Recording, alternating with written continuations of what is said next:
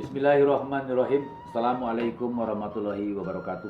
Salam sejahtera untuk saudaraku di mana saja berada. Adam Awang. Kali ini saya ingin bicara masalah dengki atau kedengkian. Ya. Yang pertama, manusia itu dengki rata-rata ya.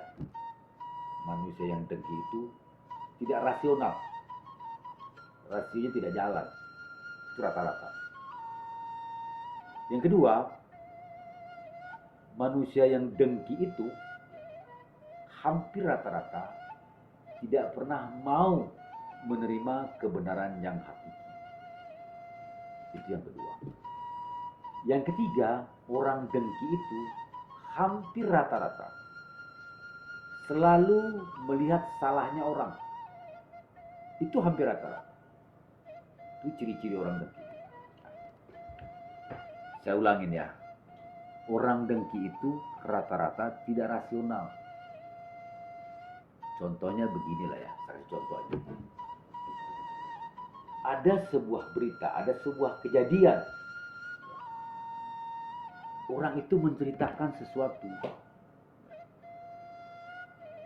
Karena kita sudah terprovokasi oleh sebuah kebencian, si orang itu membawa berita yang belum tentu jelas beritanya, kita langsung mengiyakan, bahkan memprovokasi. Katakanlah orang itu dituduh mencuri, padahal orang itu dia ingin menolong atau bagaimana, karena kita mendengar cerita dari orang itu, ya, dituduh si fulan itu mencuri atau mengkhianati atau menipu lah ya, apa sajalah. Dia cerita dan dia dengar. Karena sudah diliputi rasa kebencian tadi, dengki tadi ya, dia langsung mengiyakan, bahkan memprovokasi kepada teman-teman yang lain.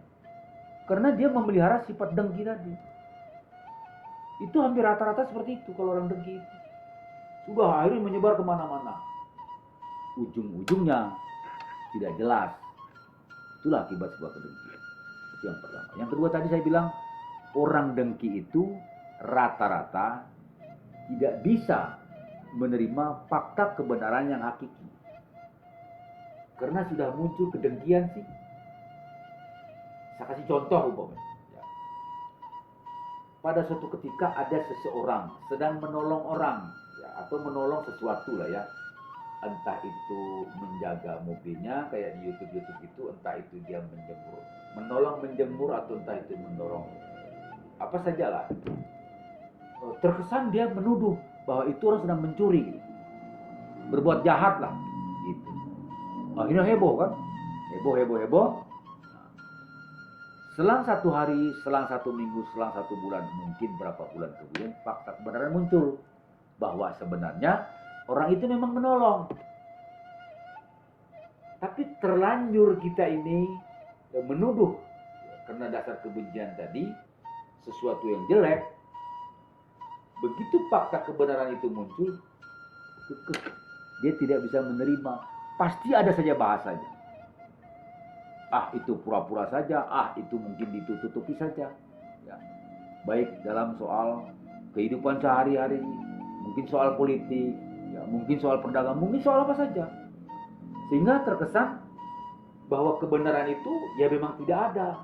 Karena menurut pandangan dia itu adalah bohong. Padahal dia tidak sadar dirinya memelihara sebuah kedengkian. Itu biasanya seperti itu. Hampir rata-rata orang seperti itu. Kalau yang dianut rasa kedengkian maksud saya. Terus yang ketiga, orang dengki itu rata-rata selalu mencari salahnya orang. Selalu mencari salahnya orang. Jarang memperhatikan benarnya orang. Itu hampir rata-rata. Maka saya bilang kedengkian itu sangat berbahaya. Sangat berbahaya efek dari sebuah kedengkian itu. Bahkan di dalam bahasa agama pun tidak boleh ya. Baik itu dalam bahasa muslim, ya, agama-agama yang lain tetap mengajarkan tidak boleh punya rasa kedengkian. Karena Tuhan tidak mengajarkan seperti itu. Maka akibatnya efek dari sebuah ketidaksukaan itu ya sangat berbahaya. Saya kasih contoh lah ya. Contohnya begini, ini contoh saja, sederhana buat saya. Kalau daging yang busuk itu biasanya belatung yang makan. Atau kedengkian ini tertutupi ya, terselimuti, belum terbongkar faktanya. Saya ibaratkan daging yang dibuang. 1-2 hari itu kan belum busuk. Berapa hari kemudian dia akan busuk. Siapa yang makan? Belatung. Kalau hati yang busuk, hati yang dengki berarti hatinya jelek busuk. Itu biasanya iblis yang makan. Bersemayam merasa iblis di dalam dirinya. Maka akibatnya apa? Kacau balau hidupnya. Coba perhatikan. Saya cerita ini berdasarkan dari sebuah pengalaman hidup. Ya, baik saya melihat secara langsung, mendengar secara langsung, merasakan secara langsung akibat dari sebuah kedengkian. Maka saran ya, mudah-mudahan ada manfaat buat kita semua, termasuk saya. Buanglah jauh-jauh sifat kedengkian itu. Karena sama sekali tidak ada manfaatnya. Sama sekali tidak ada manfaat.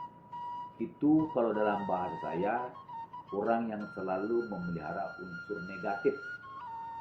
Biasakan hidup itu positif. Itu barangkali yang saya bisa sampaikan. Bisa diartikan sebuah renungan ya, bisa diartikan sebuah pencerahan, ya, bisa diartikan ini kita sharing saja. Semua terpulang kepada dirinya masing-masing. Saya, kita semua. Mudah-mudahan ada manfaat. Lebih kurangnya mohon maaf. Assalamualaikum warahmatullahi wabarakatuh. Salam sejahtera untuk saudaraku di mana saja berada. Amin dan terima kasih.